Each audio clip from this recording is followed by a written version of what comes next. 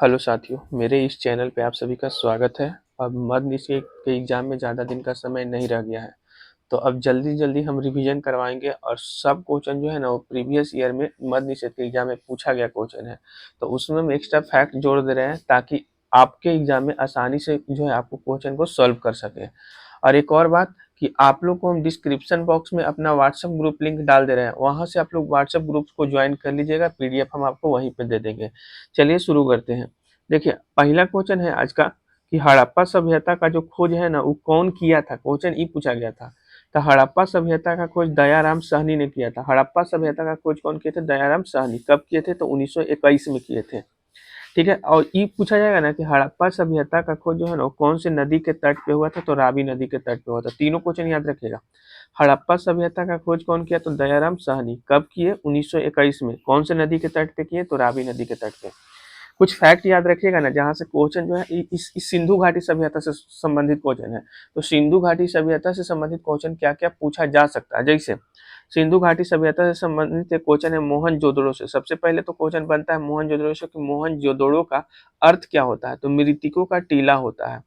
ठीक है, मोहनजोदड़ो जो है ना उसका खोज कौन किए थे? तो राखल दास बनर्जी किए थे और 1922 में किए थे। ठीक है, और ये जो है कौन से नदी के तट पे किया गया था? तो सिंधु नदी के तट पे। तीनों क्वेश्चन याद रखिएगा।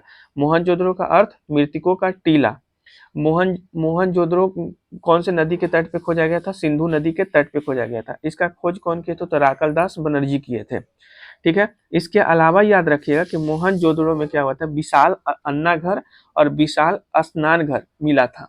इसके अलावा एक नाचती हुई महिला का कांस्य का प्रतिमा भी मिला था मोहनजोदड़ो में ही।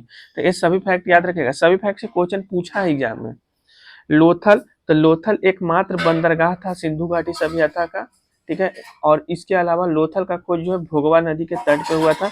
ये फैक्ट याद रखिएगा। लोथल नदी का जो लोथल जो है इसका खोज कौन सी नदी के तट पे हुआ था? तो भोगवा नदी के तट पे हुआ था और एकमात्र जो है बंदरगाह था। इसके अलावा कालीबंगा, तो कालीबंगा का अर्थ होता है काली रंग का चूड़िया। तो कालीबंगा का खोज जो है वो कौन से नदी के तट पे हुआ था? तो घग्घर नदी के तट पे हुआ था। तो ये भी फैक्ट याद रखिएगा। इसके अलावा याद रखिएगा धौलावीरा, तो धौलावीरा जो है चंबल नदी के तट पे हुआ था। ठीक है, अब देखिए ये जो मोहनजोदड़ो है ना जो कि सिंधु नदी के तट पे है और वर्तमान में पाकिस्तान में है। लोथल अभी वर्तमान में गुजरात वाला क्षेत्र में है। कालीबंगा भी वर्तमान में जो है पाकिस्तान और पंजाब के क्षेत्र में पड़ता है। धौलावीरा गुजरात के क्षेत्र में पड़ता है। तो ये सभी फैक्ट आप याद रखिएगा। ठीक है, चलिए अब आगे चलते हैं अगला क्वेश्चन की तरफ। अगला क्वेश्चन है कि महाबोधि मंदिर परिसर को यूनेस्को के विश्व धरोहर सूची में कब शामिल किया गया था? बिहार में दुइये गो जो है ना उसको यूनेस्को के विश्व धरोहर सूची में शामिल किया गया। बिहार के दो चीज को, पहला महाबोधि मंदिर परिसर को और दूसरा नालंदा महाविहार को। ये जो महाबोधि मंदिर परिसर है ना इसको 2002 में शामिल किया गया था और नालंदा महाविहार को 2016 में शामिल किया गया था। तो दोनों याद रखिएगा। देखिए ये महाबोधि मंदिर जो है ना परिसर ये बोधगया में पड़ता है और ये महाबोधि मंदिर परिसर बोधगया में पड़ता है। यहाँ पे गौतम बुद्ध का प्रतिमा है। तो गौतम बुद्ध से संबंधित क्वेश्चन एग्जाम में पूछता है। जैसे गौतम बुद्ध जो है ना वो गृह त्याग कर दिए थे, तो घर को छोड़ दिए थे। तो इनके घर को छोड़ने का जो घटना है इसको काची कहा जाता है? ये क्वेश्चन बनता है। तो महाभनिष्कर्मण बनता है। ठीक है, घर छोड़ने की घटना को क्या कहते हैं? महाभनिष्कर्मण कहते हैं। इसके अलावा जो ये अपना प्रथम उपदेश दिए थे, तो ये प्रथम उपदेश देने की घटना को इनका क्या कहा गया? तो धर्म चक्र परिवर्तन कहा गया है। इसके अलावा गौतम बुद्ध के जो मृत्यु की घटना है इसको क्या कहा गया है? तो इसको कहा गया है महापरिनिर्वाण। तीनों याद रखिएगा। गौतम बुद्ध के घर के छोड़ने यानी गृह त्याग की घटना को क्या कहते हैं? तो महाभनिष्कर्मण कहते हैं। गौतम बुद्ध जो प्रथम उपदेश दिए थे उस घटना को कौची कहते हैं? तो धर्म चक्र परिवर्तन कहते हैं। गौतम बुद्ध की जो मृत्यु हुआ था इस घटना को कौची कहते हैं? तो महापरिनिर्वाण कहते हैं। ठीक है, महाबोधि मंदिर परिषद को यूनेस्को के विश्व धरोहर सूची में कब शामिल किया गया था? तो 2002 में। अब आ जाइए नालंदा महाविहार को 2016 में शामिल किया गया था। नालंदा महाविहार बोलिए या नालंदा की खंडहर बोलिए या फिर नालंदा विश्वविद्यालय बोलिए, इसका निर्माण जो है ना गुप्त वंश के शासक एक थे कुमार गुप्त प्रथम। इसका स्थापना जो है कुमार गुप्त प्रथम ही किए थे, ठीक है, कुमार गुप्त प्रथम इसको इसके संस्थापक माने जाते हैं। इसके अलावा इसको जो है नष्ट कौन किए थे, तो बख्तियार खिलजी किए थे। इसके अलावा क्वेश्चन बनता है कि चीन के एक यात्री थे ह्यानसांग जो यहीं पे पढ़ाई किए थे। तो ये तीनों फैक्ट इससे जुड़ा हुआ है। नालंदा विश्वविद्यालय का स्थापना कुमार गुप्त फर्स्ट किए थे, इसको नष्ट बख्तियार खिलजी किए थे, और यहीं पे एक चीनी यात्री ह्यानसांग थे जो पढ़े थे आकर के। तो ये तीनों फैक्ट याद रखिएगा। चलिए अगला क्वेश्चन की तरफ चलते हैं। जो डिस्कशन करवाते हैं एक्स्ट्रा फैक्ट ना, उस पर आप ज्यादा ध्यान दीजिएगा क्योंकि वहीं से ज्यादा क्वेश्चन पूछेगा। किस प्रकार के कोयले में कार्बन की मात्रा सबसे अधिक होती है? तो देखिए एंथ्रासाइट में सबसे ज्यादा होता है कार्बन का मात्रा, लगभग 85 से 95% इसमें कार्बन की मात्रा होती है एंथ्रासाइट में। तो ये सबसे अधिक जो सबसे बेटर क्वालिटी का जो कोयला है ना, वो एंथ्रासाइट को ही माना जाता है। कोयला के 4 प्रकार होते हैं। पहला होता है एंथ्रासाइट, दूसरा होता है बिटुमिनस, तीसरा होता है लिग्नाइट, और चौथा होता है पीट। ठीक है, एंथ्रासाइट में सबसे ज्यादा कार्बन होता है, और बिटुमिनस भारत में सबसे ज्यादा कोयला जो है ना, ये बिटुमिनस ही पाया जाता है। जो क्वेश्चन पूछेगा वही हम बता रहे हैं। भारत में सबसे ज्यादा जो कोयला का इस्तेमाल होता है बिटुमिनस का, और ये घरेलू कोयला, घरेलू इस्तेमाल इसका सबसे ज्यादा होता है। इसके अलावा ये जो है लिग्नाइट है ना, लिग्नाइट को भूरा कोयला कहते हैं। भूरा कोयला किसको कहते हैं, तो लिग्नाइट को। और सबसे कम कार्बन का मात्रा जो है पीट में होता है। तो सबसे बेकार क्वालिटी का कोयला किसको माना जाता है, तो पीट को। तो याद रखिए कोयला के 4 प्रकार, एंथ्रासाइट, बिटुमिनस, लिग्नाइट और पीट। सबसे उच्चतम क्वालिटी के कोयला एंथ्रासाइट, और सबसे खराब क्वालिटी के पीट। भारत में सबसे ज्यादा कौन सा कोयला पाया जाता है, तो बिटुमिनस। और भूरा कोयला किसको कहते हैं, तो लिग्नाइट को कहते हैं। अगला क्वेश्चन है कि ये क्वेश्चन पूछा गया था कि मिलिंद पन्हो पुस्तक किससे संबंधित है? तो ये जो मिलिंद पन्हो पुस्तक है ना, वो बौद्ध भिक्षु नागसेन, बौद्ध भिक्षु एक नागसेन थे और एक यूनानी राजा मिलिंद थे। ठीक है, इन्हीं पे बुक का नाम भी पढ़ा था। तो यूनानी राजा मिलिंद और बौद्ध भिक्षु नागसेन, ये दोनों के बीच के वार्ता से संबंधित है ये पुस्तक। तो मिलिंद पन्हो पुस्तक किससे संबंधित है, तो बौद्ध भिक्षु नागसेन और यूनानी राजा मिलिंद से संबंधित है। देखिए कुछ एक्स्ट्रा क्वेश्चन, जैसे लौंडा नाच, जट जटिन, जट जटिन बहुत बार एग्जाम में पूछा गया है, विदेशिया, झिझिया, इस सब के सब जो है ना वो बिहार से संबंधित है। बिहार से संबंधित नृत्य है एक तरीका से, यह कला है, याद रखिएगा। जट जटिन हो गया, विदेशिया हो गया, झिझिया हो गया, लौंडा नाच हो गया, ये सब के सब बिहार से संबंधित है। इसके अलावा मधुबनी पेंटिंग भी बिहार से संबंधित है, बिहार के मधुबनी क्षेत्र से। और इसके अलावा मंजूसा, मंजूसा कला भी जो है वो बिहार के भागलपुर से संबंधित है। ठीक है, तो इस सभी फैक्ट आप याद रखिएगा। जट जटिन वाला बहुत बार क्वेश्चन पूछा गया है, झिझिया भी और विदेशिया भी, सबके सब बिहार से संबंधित है। ये मंजूसा कला वाला जो है ना, एक बार एग्जाम में पूछा गया था, तो ये भी फैक्ट याद रखिएगा। चलिए नेक्स्ट पेज की तरफ चलते हैं।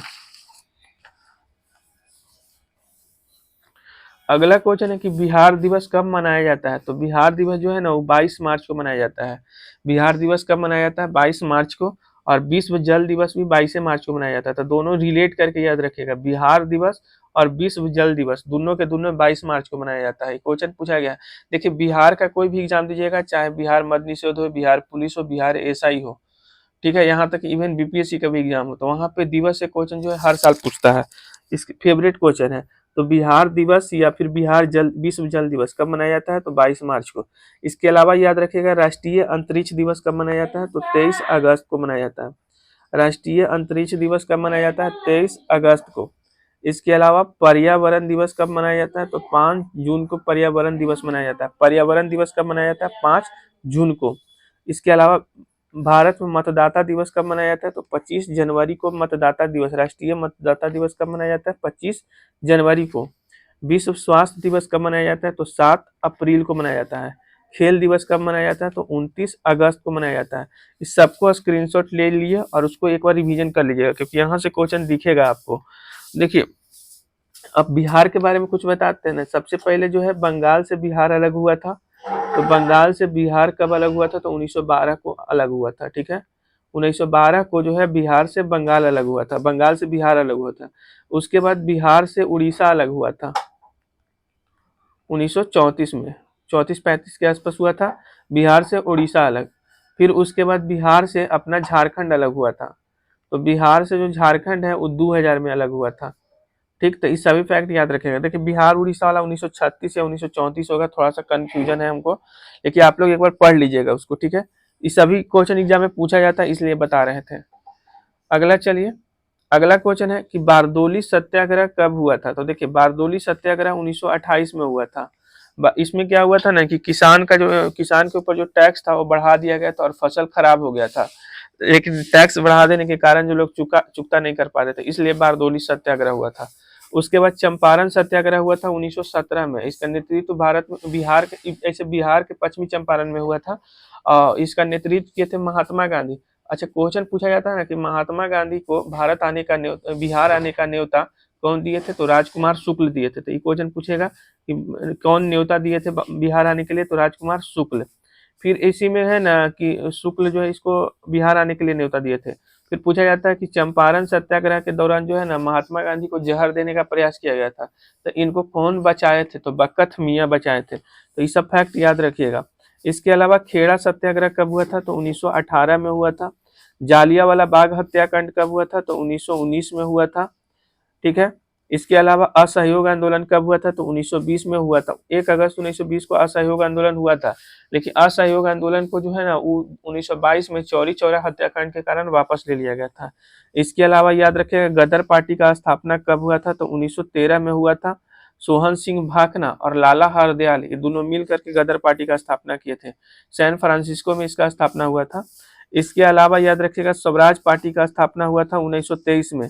इस स्वराज पार्टी का स्थापना जो है ना वो दो लोग चित्तरंजन दास और मोतीलाल नेहरू दोनों मिल करके किए थे। तो सब फैक्ट याद रखिएगा। ठीक है। चंपारण सत्याग्रह 1917 में हुआ था। खेड़ा सत्याग्रह 1918 में हुआ था। जालियांवाला बाग हत्याकांड 1919 में हुआ था। ये रॉलेट एक्ट के विरोध में क्या हुआ था ना कि जालियांवाला एक बाग है, एक गार्डन है जो कि पंजाब के अमृतसर में पड़ता है। तो और इसमें एक खूबी था ना कि इसमें केवल एक ही गेट था जिससे एंट्री और एग्जिट होता था। तो ये गेट जालियांवाला बाग में जो है भीड़ बहुत ज्यादा होता। 2 कारण था। पहला कि कुछ लोग रॉलेट एक्ट का विरोध कर रहे थे और कुछ लोग जो है वो वहां पे बैसाखी मेला को सेलिब्रेट कर रहे थे, तो इस कारण से भीड़ ज्यादा था। उसके बाद क्या करता है कि जनरल डायर जो है ना वहाँ यहाँ पे गोली चलवाता है, जिसके कारण कई सारे लोगों की हत्या हो जाती है। तो जालियांवाला बाग ट्रेजेडी कब हुआ था? तो 1919 में हुआ था। असहयोग आंदोलन 1920 में हुआ था। गदर पार्टी का स्थापना 1913 में हुआ था। स्वराज पार्टी का स्थापना 1923 में हुआ था। अगला और लास्ट क्वेश्चन है आज का कि भारत की वित्तीय राजधानी क्या है? तो भारत की वित्तीय राजधानी मुंबई है। ठीक है। अब देखिए हर बार एक जो है ना देश दे दिया जाता है, उसका राजधानी पूछा जाता है। जैसे जापान का राजधानी टोक्यो है। जापान का राजधानी टोक्यो है। दक्षिण कोरिया का राजधानी सियोल है। दक्षिण कोरिया का राजधानी क्या है? सियोल। उत्तर कोरिया का राजधानी क्या है? तो प्योंगयांग। प्योंगयांग जो है उत्तर कोरिया का राजधानी है।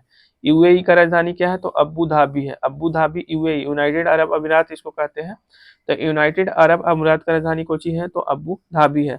वियतनाम का राजधानी कोची है? तो हनोई है। वियतनाम का राजधानी हनोई। म्यांमार का राजधानी नायब पई। देखिए नायब या डॉय। ठीक है। ऐसे नायफ दाई होता है।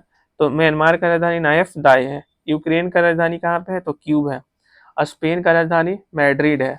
मिस्र का राजधानी काहिरा है। केन्या का राजधानी नैरोबी है। और एक है इथोपिया। इथियोपिया का राजधानी अदिस अबाबा। खैर ये वाला इसको स्क्रीनशॉट लेके आप पढ़ जाइए, क्योंकि यहाँ से क्वेश्चन दिखेगा। मतलब ये सब जो है ना फेवरेट क्वेश्चन है। ये सब हर बार बिहार मध्य के एग्जाम में देखने को मिल जाता है। तो आप लोग चैनल को सब्सक्राइब कर लीजिएगा। जल्दी से हम अगला पार्ट भी लाने वाले हैं।